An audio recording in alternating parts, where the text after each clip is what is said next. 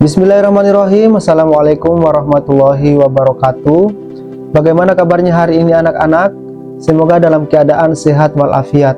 Baiklah, untuk hari ini Bapak akan menjelaskan materi tentang meyakini kitab-kitab Allah Subhanahu wa Ta'ala menjadi generasi pencinta Al-Quran. Sebelum kita mulai pembelajaran hari ini, terlebih dahulu kita akan berdoa. Bismillahirrahmanirrahim. Rabbi zidni ilman warzuqni fahman waj'alni minas solihin. Yang artinya, ya Allah, tambahkanlah kepadaku ilmu dan berilah aku karunia untuk dapat memahaminya.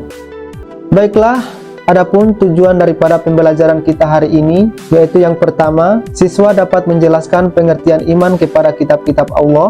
Yang kedua, siswa dapat menyebutkan nama-nama kitab Allah Subhanahu wa Ta'ala. Yang ketiga, siswa dapat menyebutkan nama-nama nabi penerima kitab-kitab Allah Subhanahu wa Ta'ala.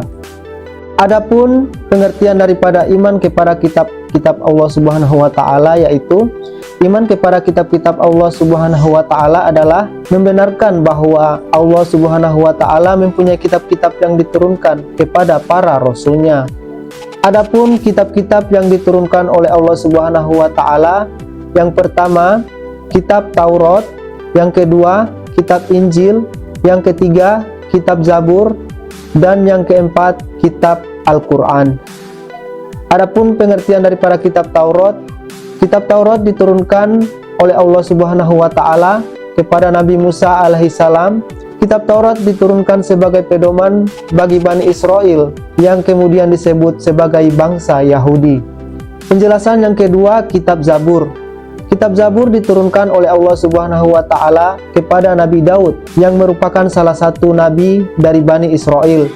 Kitab Zabur berisi kumpulan ayat-ayat yang suci.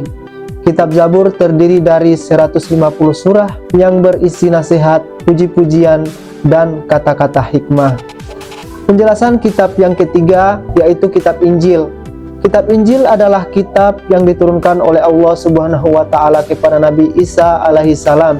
Kitab Injil berfungsi untuk membenarkan kitab Taurat yang mengandung nilai-nilai yang dapat menyelamatkan umatnya dari kesesatan dalam akidah dan amal perbuatan.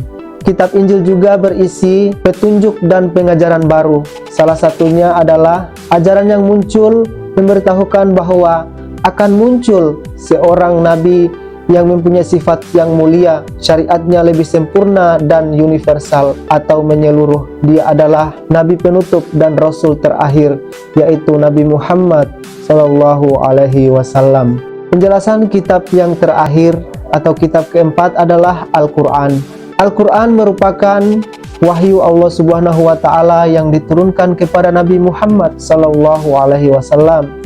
Al-Quran merupakan wahyu Allah yang terakhir yang membawa kebenaran, mencakup isi dan membenarkan kitab-kitab sebelumnya. Syariat yang terdapat dalam Al-Quran berfungsi menggantikan syariat yang terdapat dalam kitab-kitab sebelumnya. Walaupun masing-masing kitab Allah memiliki syariat yang berbeda, tetapi dasar dan landasannya sama, yaitu tentang tauhid atau mengesahkan Allah Subhanahu wa Ta'ala. Adapun tata cara kita beriman kepada kitab-kitab Allah Subhanahu wa Ta'ala, yaitu yang pertama, meyakini dengan sepenuh hati. Meyakini dengan sepenuh hati yaitu yakin bahwa kitab-kitab Allah Subhanahu wa Ta'ala yang dibawa oleh para rasul itu benar-benar datang dari Allah Subhanahu wa Ta'ala. Yang kedua, membenarkan terhadap adanya kitab. Membenarkan adanya kitab Allah Subhanahu wa Ta'ala berarti tidak ada keraguan sedikit pun dalam hatinya terhadap kitab-kitab Allah Subhanahu wa Ta'ala yang telah diturunkan kepada para nabi dan rasulnya. Kemudian, menjadi generasi yang mencintai Al-Quran. Tidak ada alasan selaku generasi muda atau generasi muslim untuk tidak mencintai Al-Quran, karena di dalamnya penuh inspirasi yang menuntun ke arah kebaikan. Cara menampilkan sikap mencintai Al-Quran sebagai kitab Allah Subhanahu wa Ta'ala adalah dengan membaca Al-Quran secara rutin, memahaminya dan mengamalkan isinya dalam kehidupan sehari-hari. Adapun ciri-ciri generasi cinta Al-Quran adalah Pertama, memiliki kemauan kuat untuk senantiasa membaca dan mengetahui isi kandungan Al-Quran. Yang kedua, senantiasa merasa tenang dalam hatinya setelah membaca Al-Quran, sebab ada hubungan hati, perasaan, dan sikap terhadap yang dicintai, yakni Al-Quran. Yang ketiga, dapat menjadikan Al-Quran sebagai sahabat hati yang setiap waktu akan menjaga dan meningkatkan atau mengingatkan untuk senantiasa menjaga diri dalam kebaikan. Yang keempat, menjadikan nilai-nilai Al-Quran sebagai pendorong dan inspirasi dalam meningkatkan kualitas keilmuan dan menjadi pelopor terdepan dalam kebaikan. Dan yang kelima, rela berkorban untuk kemuliaan Al-Quran dan menjadikan panutan dalam kehidupan sehari-hari sehingga menjadi pribadi yang santun dan menghargai sesama.